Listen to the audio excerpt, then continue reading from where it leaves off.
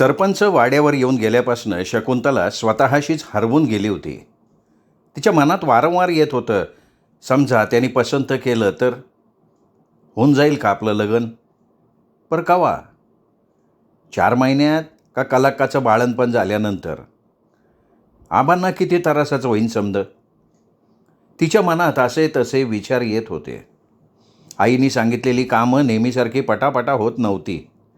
विमल म्हणाली सुद्धा, शकून आणि हात चालू की माय पटापटा. डोसक्यात काय चाललंय ग तुझ्या? बघ ती कुठं काम करती, कसं, तुझं काय खरं नाही ग बाई. ती शकुंतलाला चिडवत हसत होती. चंद्राबाईनं पेटीतनं गुलाबी रंगाची जरीची साडी काढली. आपली चोळी तिला थोडी टाचून दिली. तिच्या गळ्यात बोरमाळ घातली. हातात नव्या डझन डझन लाल चमकीच्या बांगड्या भरल्या. शकुंतलाचे केस धुवून दिले. शकुंतला एखाद्या नवोढेसारखी तयार झालेली होती. मनातला रंग गालावर उमटला होता. डोळ्यात चमक आली होती. नजरमध्येच भावना वेगानं चमकदार आणि थोडी कावरी बावरी झालेली होती. माणसं ठरलेल्या वेळेत आली. सगळी पुरुष माणसंच. कचरू जाधव, मुलाचा बाप, मुलगा संपत, मोठा मुलगा, त्यांचा चुलत काका यमाजी जाधव पण होते. अजून संपतचे 2 मित्र त्याच्याच वयाचे, तरणे बाण, सळसळत्या रक्ताचे, तरणे ताठे, मोठ्यांचं लक्ष वेधून घेणारे. अगोदर पोहे सखारामनी सगळ्यांना दिले. नंतर ताटात चहा घेऊन शकुंतला ओसरीवर आली. मोठी सतरंजी अंथरलेली होती. शेजाऱ्यांकडनं 4 पांढरे तक्के आणले होते टेकायला. मध्ये तांब्या भांडं ठेवलं होतं आणि पानाचं तबक, तंबाखूची पुडी, विडीचं बंडल आणि काड्याची पेटीसुद्धा. दारापर्यंत तिची आई आली होती. पुढे ती तिथेच थांबली, पण थोडं आत, बाहेरच्यांना न दिसता.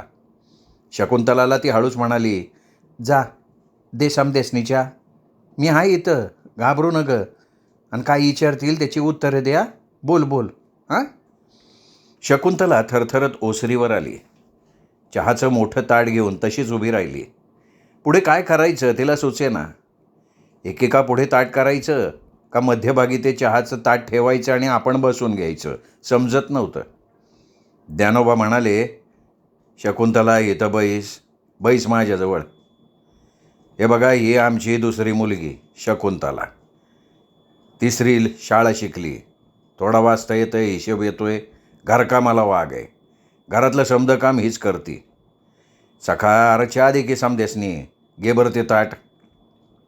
सखारामनं ताट उचललं. सर्वांपुढे थांबत थांबत ताट पुढे करत तो राहिला. सर्वांनी आपापल्या वाटणीची घ्यावी तशी कब्बशी घेतली. सगळे चहा प्यायला लागले.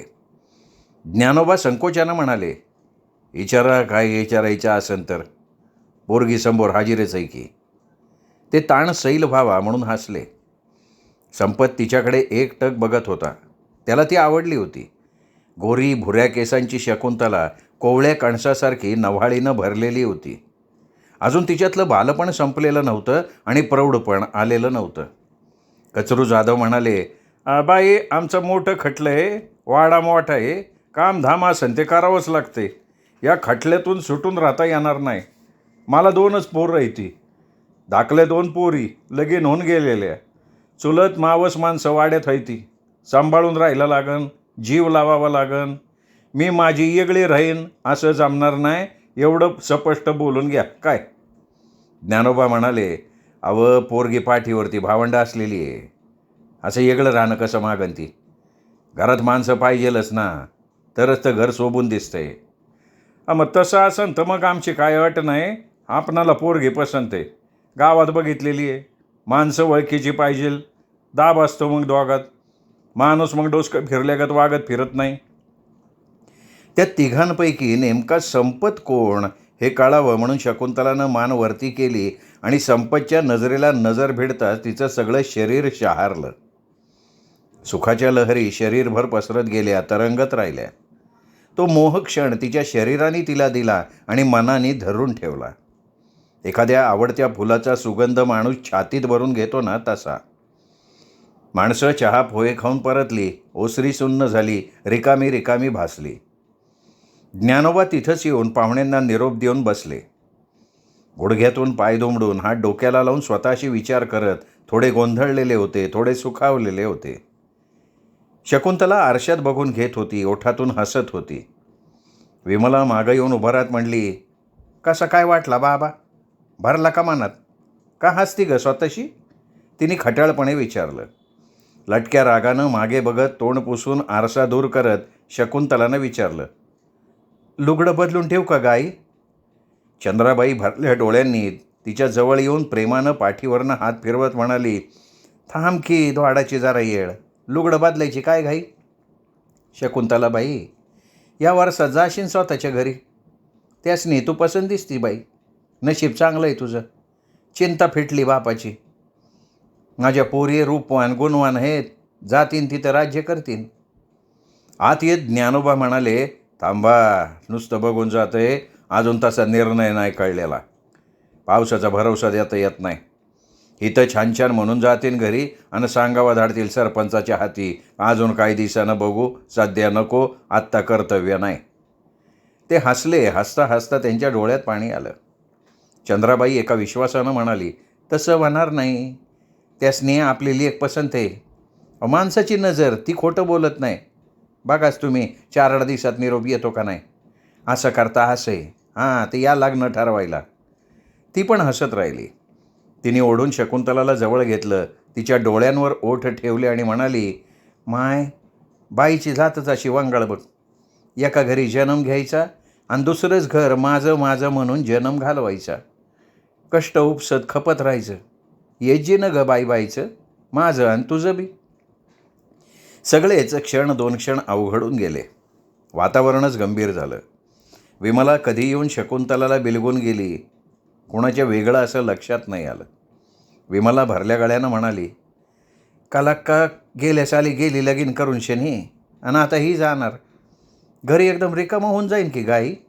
मग मी कुणा संग भांडू, कुणा संग बोलू? मग शकुंतलाचं लगीन जमूच नाही. जातील अजून 1-2 वर्ष. तवर घरून आम्ही दोघे मांदळ भांडून खेळून बोलून बी घेऊ. तिच्या डोक्यावर टपली मारत चंद्राबाई म्हणाली, अगं असं मनात आणणं म्हणजे मारताना राम आडवी धरू नये. असं मनामध्ये आणू नको इमल. घरी चालून आलंय सोयरपण तर ते चांगलं म्हणावं. वाईट का होईन? आज नाही तर उद्या हिचं लगीन करावंच पडन ना. तिला इथून जावंच लागन. ह्यो माय बाईच्या जन्माला देवानं दिलेला शाप आहे बघ. जन्म एका घरी आणि मरण दुसऱ्या घरी. तेच तर नशीब असतंय बाईचं. त्यातच भलं असतंय माय. चिंता नसती. पोरीचं लगीन लांबलं तर सोयरे काय काय बोलत बसतात. कालाच्या बाबत तुझीच आत्ते म्हणत होती, डोळ्यावर का झापडं बांधून हिंडताय काय, पोरीला कधी उजवणार आहे, 15वं आलं की म्हणली संपत. असं असतं जग माय, त्याची नजर तुमच्या वाचतीच. हात झटकत ज्ञानोबा म्हणाले, बरं लय झालं शहाणपण. चहा टाकोलीसा. चहा पिऊन बाहेर चक्कर मारून येतो. काय हाल हवाले, गावात बघायला पडतंय. घरात बसून कसं होईन? जमलं लगीन तर बेसाचे, करू पैशाची व्यवस्था. देव उभा राहील पाठीशी. त्यानंच पोरीला पसंत पाडली तर लगीन बी लावून दिलंच की तो. शकुंतला आईला म्हणाली, तू बैस, मी आणते करून चहा आबासाठी. तिच्या मागे विमलाही आत गेली. शकुंतलानं पंपाचा स्टोव पेटवला. पंप मारत राहिली.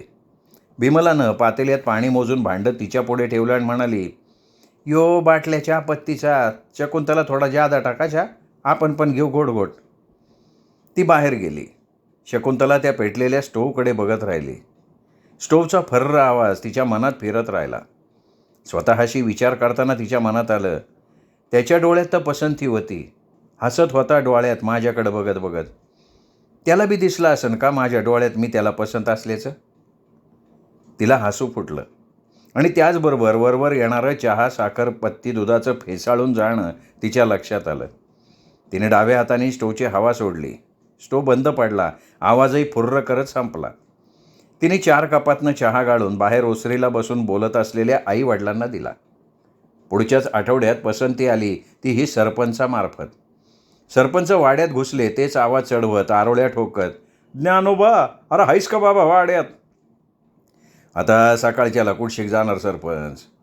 रानं चक्कर मानेन म्हणतो, पण नाश्ता पाणी झाल्यावर. या काय खबर बात? त्यांनी झटकून सतरंजी अंथरली. ती हातानं साफ केली आणि स्वतः सतरंजीवर बसत त्यांना म्हणाले, बसा ना सरपंच, बसा. सोयीनं बसा, दमानं बोला. बाकी काय होऊ दे, म्हणजे शकूनच्या लग्नाचं हो. पण तुमचं ह्या कारणानं वाड्यावर येत होणं राहिलं, लय बरं वाटलं. अरे बसाय काय सांगतो भाऊ, साखर ठेव हाताव. मसुबाला नारळ फोडून ये आणि माझ्या हातावर साखर ठेव. मजी अपर कशा पाय? आता कशा पायी? अरे तुझ्या पोरानं पसंत केली, कचरूनं पसंत केली. आता बैठक कवा ठेवायची ते सांग. उशीर लावू नग. लग्नासारखा मामला आहे. लगीन ठरीव, महिन्यात उरकून घे. 4 जणांकडनं कर्ज जमव. लग्नासारखी भाडवून ठेवू नको रे बाबा. पोराला पोरगी पसंत आहे, अजून काय पाहिल? मी त्यांना सपस बोलून आलोय. असं करता असं 1 साल बी गुजरलं नाही मोठ्या मुलीचं लगीन करून, तर तो म्हणलं त्यो काय खर्च करणार नाही, पण तुम्हाला शोभन असं लगीन लावून देईल. खरं आहे का नाही? म्हणजे सरपंच हे लगीन जमलं काय? ज्ञानोबाचा विश्वासच बसेना. पोरीनं नशीब काढलं असं त्याला क्षणात वाटून गेलं, पण क्षणभरात लगेच पोरीचं दुर्रावणं त्याच्या लक्षात आलं. त्याचा चेहराच उतरला, डोळे आपोआप पाणवले, मन भरून आलं.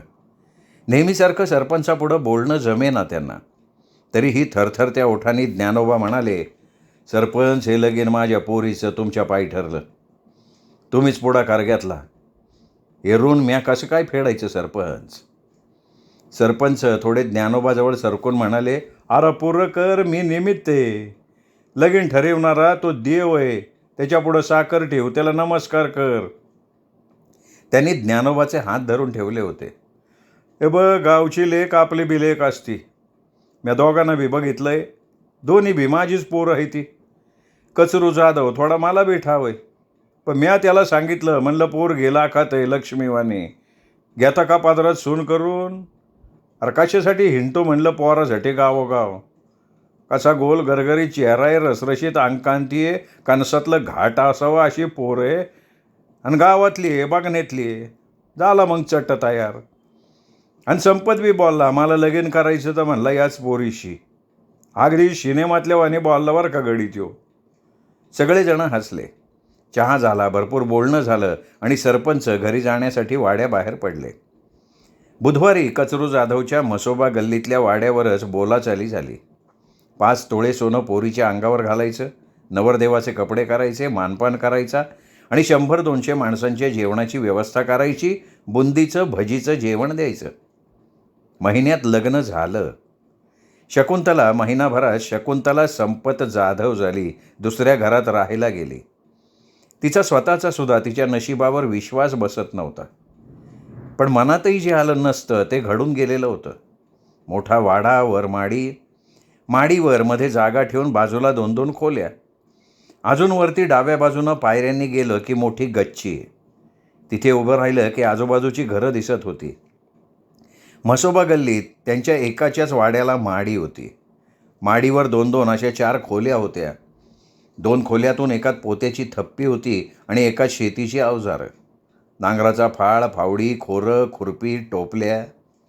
बैलांच्या गळ्यातल्या माळा एका खुंटीवर टांगून ठेवल्या होत्या.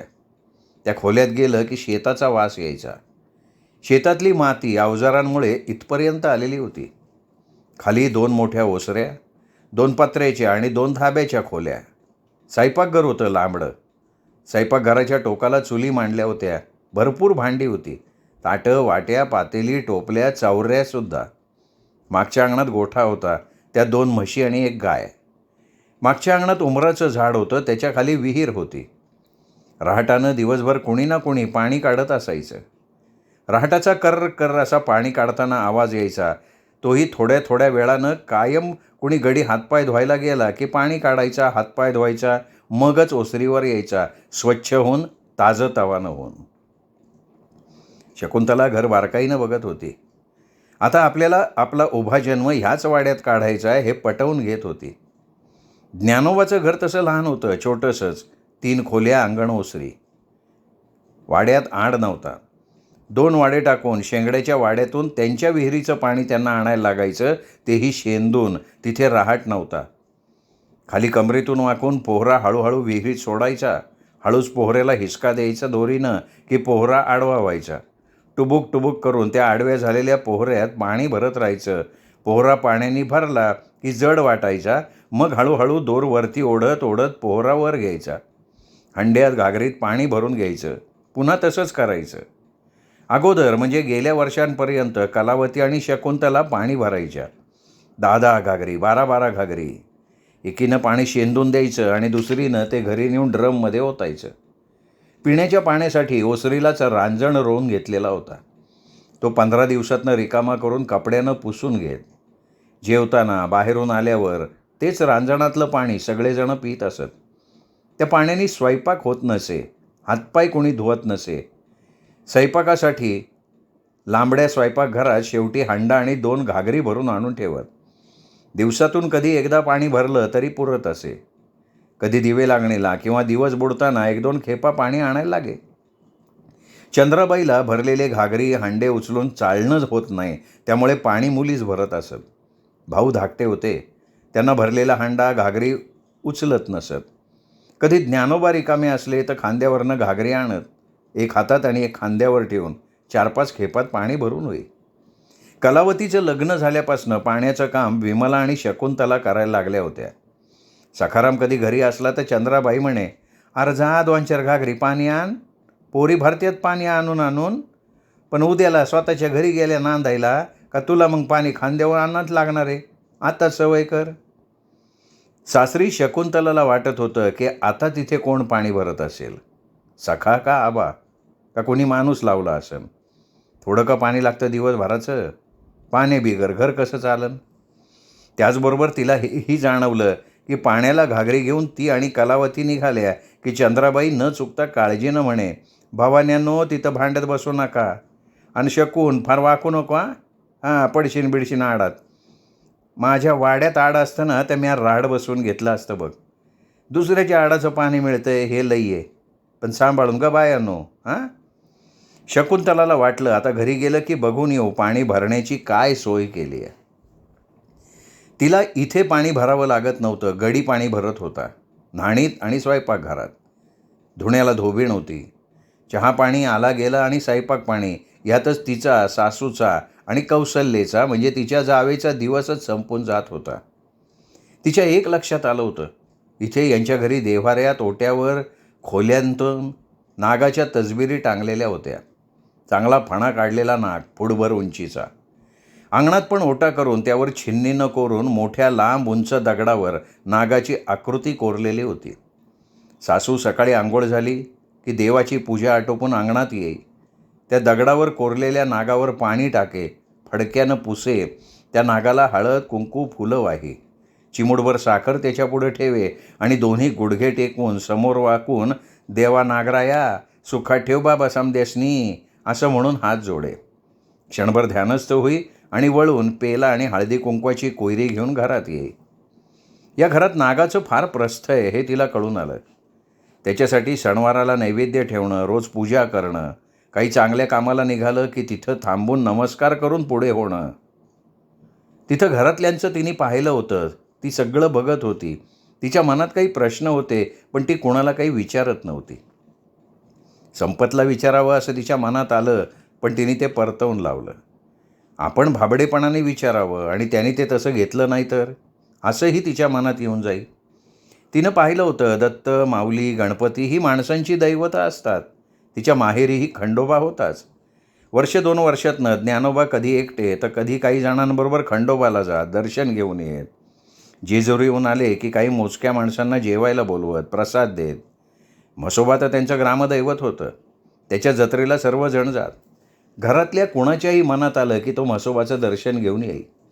एक दिवशी तिने कौशल्याला विचारलं, "सासूबाई, यो नागाची पूजा का बांधतो तो? माझ्या माहेरी खंडोबा आहे. आबा 1-2 वर्षातनं जेजुरीला जाऊन येतात." उसातून कौशल्या म्हणाली, "आपले मोठे चुलत सासरे, त्यासनी शेतात नागानं दंश केला आणि ते मेले. ते बी त्याच्या मागाव होते. म्हणजे शेतात त्याला हुडकत फिरायचे, कुठं गावतो का बघत राहायचे. एकदा गावाच्या शेतात गावला त्यासनी, त्यांनी शेपूट वडली, अशी जोर लावून वडली की ती तुटूनच त्यांच्या हातात आली. नाग गेला सळसळत शेतात पळून. कुठं गेला ते माहिती नाही. हे घाबरले ना. ती तुटकी शेपटी घेऊन रानभर हिंडले, पण काय गावला नाही तो. मग त्यासनी तो चाळाच लागला. दुपारच्याला भाकर खाल्ली का रानातून त्याला बघत हिंडायचं. 2 महिने गेले.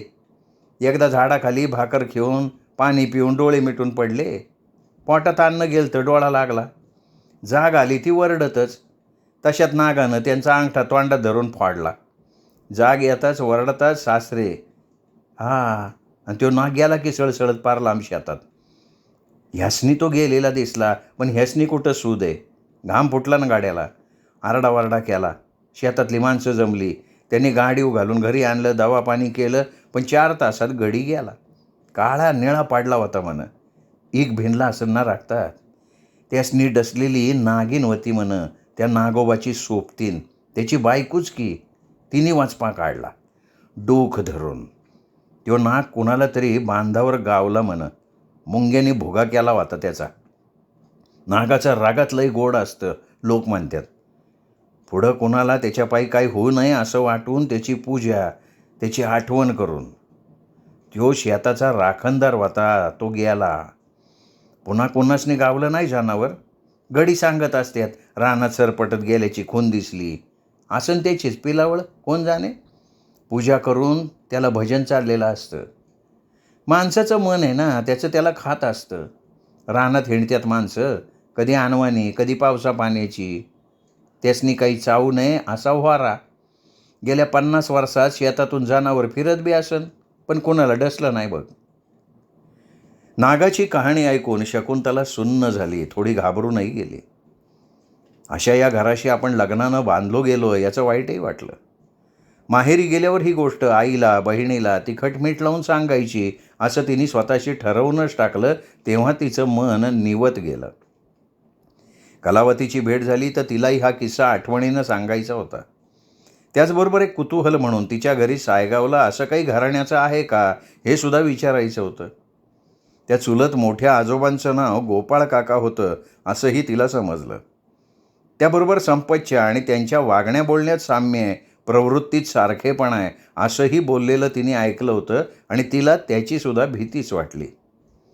संपत तगडा, लालसर गोरा, तालमीत जोर बैठका मारून शरीर कमावलेला, पण भडक डोक्याचा आणि थोडासा उतावळा होता. या 4 महिन्यात तिने त्याचं वागणं बघितलं होतं. त्यामुळे अगदी मनातलं आपला जोडीदार म्हणून तिला आज तरी काही सांगावं असं वाटत नव्हतं. पण कलाक्का बाळणपणाला आली की महिनाभर तरी तिला माहेरी जायचं होतं. चंद्राबाईला मदत म्हणून आणि दोघी लग्न झालेल्या बहिणी म्हणून सुद्धा. घरात जागोजागी नागाचे फोटो लावले होते, तेही फ्रेम करून. त्या सगळ्या फोटोतला नाग एकच होता, मोठा फणा काढलेला. त्याच्या कपाळावरचा आकडा लक्षात येत होता. फोटो जवळ जाऊन निरखून बघितलं तर त्या नागाचे धामुक्याच्या रंगाचे तजेलदार डोळे लक्षात येत होते. ती मग जेव्हा जेव्हा नागाच्या फोटोकडे लक्ष जाईल तेव्हा तेव्हा मान वाकवून त्याला नमस्कार करत असे, ओठातल्या ओठात पुटपुटत असे. देवा नागोबा राया, सुखी ठेव र बाबा माझ्या धान्याला. त्याच्या पाठी राहा, त्याला डसू नग, त्याला बळ दे, त्याला यश दे रे बाबा. मी नियमानं तुला हळदी कुंकू वाईन, फुलं बेल चढवीन, दुधाचा निवद दाखवीन. कृपा कर माझ्यावर देवा. तिच्या मनात शंका होती, हे घरभर फोटो लावलेत 5-7 लहान मोठे नागाचे, ते त्या नागाचे फोटो आहेत का अजून कुठल्या नागाचे? हे फोटो आणले कोणी, केव्हा आणले, कोणाकडून आणले? तो बाहेर अंगणात उभ्या छिन्नीच्या दगडावर नाग कोणी कोरलाय? त्याची पूजा कधीपासून चालू झाली? कुणी चालू केली? गोपाळकाकांच्या आईनी का बायकोने, का अजून वेगळंच कोणीतरी? आणि अशी नागाच्या प्रतिमेची पूजा केल्यानं नाग प्रसन्न होतो का? त्यानं मनातली भीती जाते का? इतरांच्या गेली का आणि माझी जाईल का? सासूबाई तर रोज आंघोळ झाली की देवाच्या पूजेबरोबर नागाची पूजा करतात. फोटोला गंध लावतात, अक्षदा वाहतात, फुलं वाहतात. तिच्या मनात नुसतेच प्रश्न होते, पण त्यापैकी एकाचंही उत्तर तिच्याकडे नव्हतं. त्यामुळे ती आतून बेचैन असायची, तगमगत राहायची. गेल्या 50 वर्षात नागानी कोणाला डसलं नव्हतं, पण शेतातून तो गेल्याचं लोक सांगत, विशेषतः गडी माणसं, शेतावरचे मजूर. एकदा तर एकानं 3 फूट लांबीची कात घरी आणली होती दाखवायला वाड्यावर. ती कात बघून सगळे घाबरले होते म्हणे. केवढा मोठा नाग फिरतो शेतात. गड्यानं पार वरती हात करून ती कात धरली आणि म्हणाला, यो नाग नाही मालक, ही कात भुजंगाची आहे.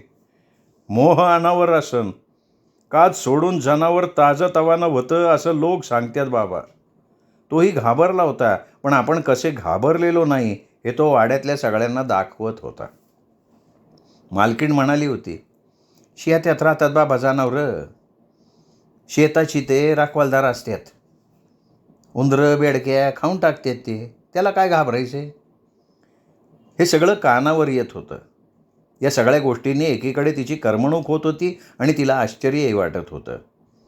मनावर त्या नागाच्या कहाण्यांनी दडपणसुद्धा येत होतं. तिने स्वतःशी ठरवून टाकलं होतं की आपण एकटं शेतात जायचं नाही, संगत सोबतीनं जायचं, ते पण दुपारच्याला. दिस ढाळताना तर नाहीच नाही. कुठं गावलं नजरेला पडलं जनावर तर बोबडी वळण, वरडता सुधी येणार नाही, मी तर बाया मटकन खालीच बसन. तिला विचारानेच घाम फुटत होता. संपत शेतावर गेला की तो वाड्यावर येईपर्यंत तिचा ऊर वर खाली व्हायचा. त्याचं चालणं झोकात असायचं, नजरेत रग. तो झुलत झुलत चालायचा, शरीराला थोडा हिसका देत. त्याचं त्याच्या पावलांकडे कधी लक्ष नसायचं. वाटेत दगड आला त्याला ठोकर, चिपाड आलं तोडवून जा पुढं. गाय म्हैस बैल आली त्यांच्या पाठीवर रट्टा मारून तो पुढं जायचा, पुढं घुसायचाच. शेपट्या पिरगळून जनावरालाच तो बाजूला करायचा. तारुण्याची मस्ती होती रक्तात, थोडा भडक डोक्याचा होता. शेतावर गेला की त्याचं कुठल्या तरी गाड्याशी भांडण होई, वादावादी होई, प्रकरण मारामारीपर्यंत पोचे. कुणीतरी मध्ये पडे, सगळं मिटवून टाकत असे. असं काही घडलं की त्याची आई म्हणे, गोपाळ काकाव गेलाय, दिसतो बी तसाच, त्याचाच पोरगा असावा असा. त्याच्या पोटी जन्माच्या ऐवजी आपल्या पोटी जन्मला, पण गुण त्याचे घेतले. तसंच वागणं, तसंच बोलणं. काय तर देवाची करणी असती माय. त्याला उचिलला आणि ह्याला जन्माला घातला. जग माझं जीनं सांगून. कलावती बाळणपणाला माहेरी आली. तिला 9वा महिना लागला होता. शकुंतलाला तिला भेटण्याची, बघण्याची खूप इच्छा झाली होती. गावात तर माहेर आहे, पण जाणं येणं तिच्या हातात नव्हतं. मन तर पार उडालं होतं. माहेरच्या अंगणात जाऊन खेळत होतं. सखाराम येऊन सांगून गेला, कला का आली, तू कवा येते, तिला तुला भेटायचं आहे, माईनी सांगून धाडलं आहे. शकुंतला पण सासूला म्हणाली, मामी 2-4 दिवस जाऊन येऊ का माहेरी, माझी कला का आली, माझं लगीन झाल्यापासून भेट नाही हो. सासू म्हणली, धाडू की, पोराच्या हातनं का सांगावा धाडला, या आणि घेऊन जा म्हणावं लेकीला. दुसऱ्या गावी लेक असती तर यावंच पडत असेल का नाही त्याचनी. असं पोरा स्वराबरोबर कशी धाडू आम्ही, काहीतरी रीतभात पाळा की म्हणावं. मध्ये एक दिवस गेला आणि दुसऱ्या दिवशी ज्ञानोबा स्वतः तिला घ्यायला आले. सोबत लाडू चिवडा आणला, 5 खर्रं आणली. शिदोरी घेऊनच लेकीला न्यायला आले रीतीप्रमाणे. सोबत आणलेलं लेकीकडे देत ज्ञानोबा म्हणाले, धाडा आमच्या शकुंतलाला 4 दिवस. तिची बहीण आली बाळणपणाला, विनंती करतो तुम्हाला. त्यांनी हात जोडले. त्यांच्या चेहऱ्यावरची लाचारी शकुंतलाला बघवेना. तिच्या डोळ्यात पाणी जमलं, नाकाचा शेंडा लाल झाला. संपत घरी होता. कचरू पाटील शेतात गेलेले होते. सासू ही कामात होती.